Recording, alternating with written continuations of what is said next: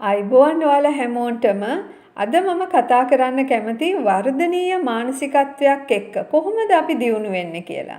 අද සමාජයේ දරුවන්ට හරි ඉක්මනට දියුණු වෙන්න ඕනේ. හැබැයි ඉක්මනට යනවට වඩා සාර්ථක ගමනක් යන්න නම් හරියට සිහි කල්පනාවෙන් ක්‍රමානුකූලව ඔබේ දැනුම, ඒ පිළිබඳ කුසලතාවය, ඒ ශක්තියින් සියල්ල දියුණු කරගෙන යන්න ඕනේ. එතකොට තමයි සාර්ථක ගමනක් යන්න පුළුවන්. එතකොට අපි බලමු මේ වර්ධනීය මානසිකත්වයක් එක්ක දියුණු වෙන්නේ කොහොමද කියලා.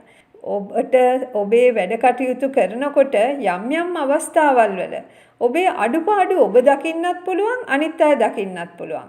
එහෙම අවස්ථාවලදී බොහොම හොඳට අවධානය දෙන්න කොතනද වැරදුනේ, ඇයි වැරදුනේ, කොහොමද වැරදුනේ, මේ වැරද්ද මන් නිවැරදි කරගන්නේ කොහොමද කියලා. අන්න එතකොට තමයි අපේ තුල වර්ධනීය මානසිකත්වය ඇති වෙන්නේ.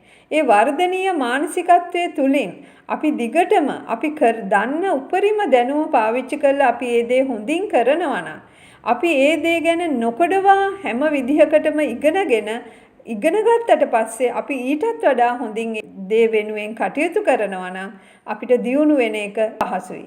අපේ අවධානය දෙන්න ඕනේ, ඒ වෙනුවෙන් දැනුම වර්ධනය කරගන්න ඕනේ, කැප වෙන්න ඕනේ, අදිෂ්ඨාන පූර්වකව කටයුතු කරන්න ඕනේ.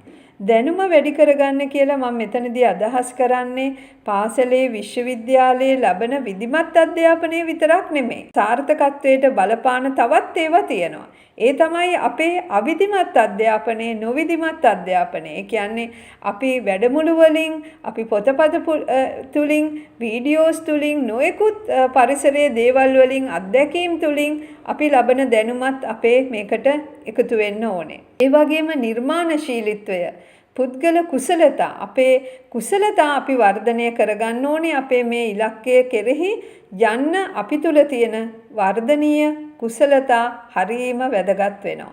එතකොට ඒ සියල්ල උපයෝගී කරගෙන අපි කැප වෙලා අවංකව ඒ වෙනුවෙන් අවධානය දීලා වැඩ කරොත් අපිට ඒ ඕනම විෂයකින් ඔයාලට සාර්ථකත්වයේ කරා යන්න පුළුවන්. එහෙනම් ඔයාලා ඔක්කොටම ජයෙන් ජයම වේවා.